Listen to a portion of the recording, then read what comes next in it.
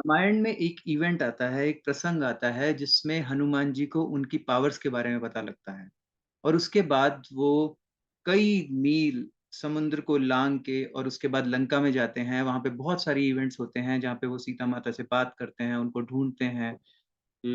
लंका को तहस-नहस कर देते हैं, रावण के एक पुत्र को भी मार देते हैं, मेघनाद से युद्ध होता है और सारी की सारी लंका को जला देते हैं। इतना सारा काम करने के बाद जब वो आके जब हर जगह उनकी जय-जयकार हो रही होती है, सब लोग उनकी इतनी प्रशंसा कर रहे होते हैं, उस टाइम वो राम जी से मिलते हैं और राम जी उनको ये बोलते हैं कि पुत्र मैं तेरा कृतज्ञ हो गया।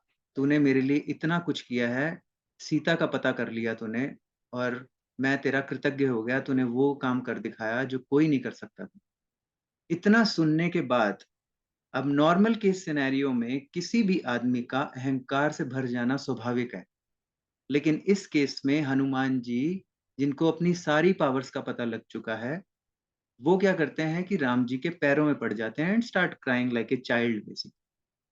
और वो रोते-रोते सिर्फ़ उनसे इतना बोलते हैं कि अगर आप मेरे को कुछ देना ही चाहते हो इसके बदले में जो भी मैंने किया है, तो मेरे को आप अपनी निश्चल भक्ति दे दो। And he start crying and he was crying and crying और वो सिर्फ़ उनके पैरों में पड़ के सिर्फ़ रोते रहते हैं।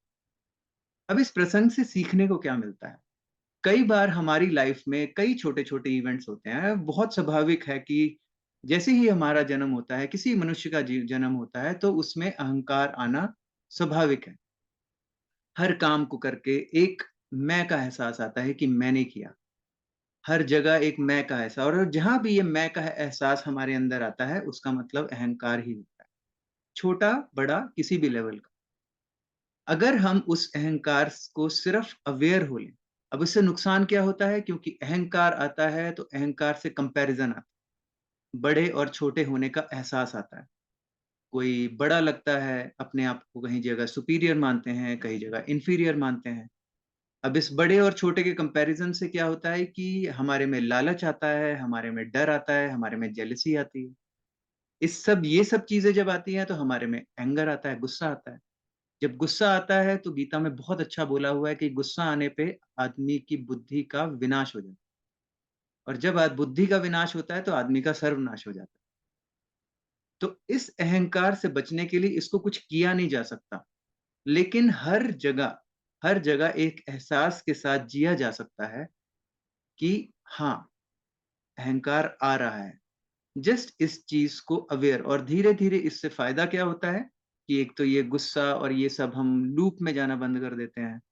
और जब भी ये अहंकार आता है तो एक जो मैं का एहसास आता है, मैंने किया, से हो गया तक का सफर हम तय कर लेते हैं।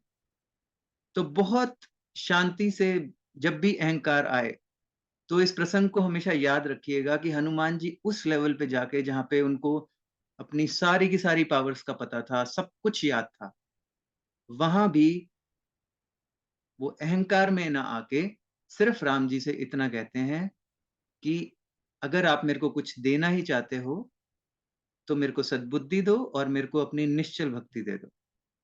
तो आज का सिर्फ यही मैसेज कि जब भी ये मैं का एहसास आए कि मैंने किया और वहां से हो गया, इस जर्नी को पूरा करने के लिए हमेशा सचेत रहिएगा, अवेयर रहिएगा।